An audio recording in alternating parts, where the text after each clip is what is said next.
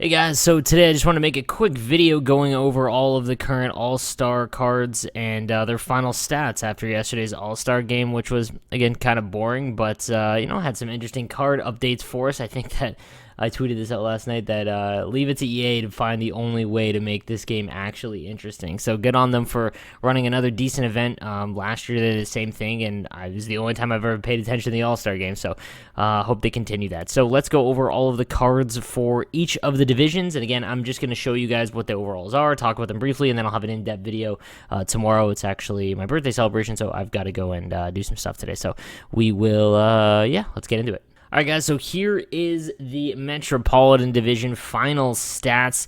A few standouts, obviously Nico Hischier potting a few goals. He goes up to a 90 overall. Jacob Slavin, though, we're going to talk about him more in depth because he did win the skills competition for accuracy, which is crazy because no one expected that defenseman. So his shot is absolutely nasty, but again, wrist shots from the point aren't really something that you always take, so it's not useless, obviously, but is a little weird, and he did get a little bump from a goal or two there, so that's not bad. Oshie, 89, Carlson, 89, Seth Jones, 89. These guys can all be kind of avoided if you've got a high-end team. I think they might be kind of intriguing for players that are looking to upgrade their teams because a lot of these are going to go for pretty cheap. There are so many of them, and a lot of them, when they didn't get a lot of goals or upgrade a ton, they kind of plummeted in value. You've got Chris Letang, Matthew Barzal, who won fastest skater. So obviously his speed is very high. Chris Carter, Konechny, Holtby, and Jari. You can avoid the goaltenders for sure, regardless of what team need you have. Moving on to the Central, we got Patrick Kane, who won puck control and wrist shot accuracy, which is kind of cool. So we got the 94 shot and 94 speed, plus he potted a couple goals, moving up to a 91. Shifley as well at an 89, Sagan at an 89. Again, for higher-end teams, not really much you can do with these guys as they didn't really reach that upper echelon. David Perron, 89, then Eric Stahl, McKinnon, a huge kind of bust there, and then Pietrangelo, Roman Josi, O'Reilly, still has 99 face-off, so an intriguing card, and then Bennington and Connor Hellebuyck. He did win the Save the Streak, so he had a few stats boosted to 99, but not enough to matter because, well, he's just too short when it comes to the meta and whatnot. On to the Atlantic, so obviously All-Star MVP David Pastrnak gets boosted to a 95, kind of robbing Thomas Hertl, but we'll get into that in a second.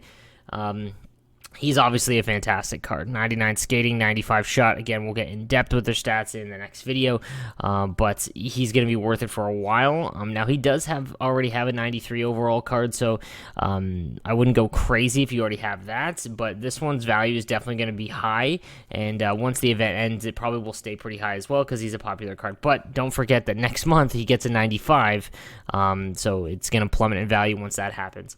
91 Anthony Duclair, so I got an untradeable one, and I'm pretty stoked with that because he already had 99 speed, basically, bumped up his shot a little bit with a few goals, and I couldn't be more happy with that. He might actually crack my team for a little while just because of his speed, and now his shot's half decent. Jonathan Huberdeau with a few, Victor Hedman with a few. This would be a decent card to go after if you're someone trying to look for a really good left-handed defenseman, and you don't have that master set guy. Shea Weber, obviously hardest shot. Probably the best right-handed defenseman in the game now. He did get a goal as well. Bumped up his speed a little bit. If you have SP, speed's fine. He's huge, and he's got the best shot among all defensemen in the game. At this stage of the game, the amount of right defensemen that are at the upper echelon, there just isn't very many. Like, the Carlson is fast and whatnot, but that Shea Weber shot is nuts, combining that with the speed. It's just, I'm going to look into it in depth, like I said in a later video, but off the hop, I kind of think he's probably the best right defenseman in the game right now. Then we've got Tyler Bertuzzi, nice little speed there on him, Jack Eichel, Brady Tkachuk, Mitch Marner, Andrei Vasilevsky, and Freddie Anderson, all kind of disappointments there.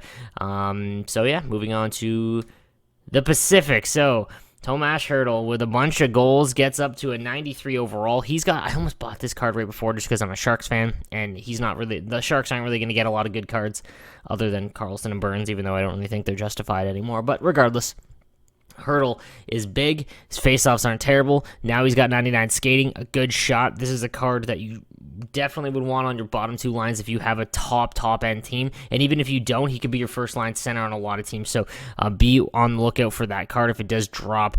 I have a feeling he's going to go for like 300-400K maybe, maybe a little bit less. If he's around 250, I'm definitely going to snipe him up, but I have a feeling he's going to stay high for a little while. Then you've got Leon Draisaitl. There's better Draisaitl's in my opinion. Matthew Tkachuk, not really interested in that. And then Pettersson, Quinn Hughes, Max Pacioretty, all getting a couple upgrade points, but Quinn Hughes has a better card. Giordano is a there's better cards left-handed defenseman for sure. Anze Kopitar, I said this in my prior video that he's still got 99 face-off, so he's not unusable. Plus he's huge. Connor McDavid, I told you guys to be careful on who you invest in this weekend, and he was going for like 300K. And why? Like, it made no sense, and you just lost all of your coins if you invested in him. I hope you listened to me.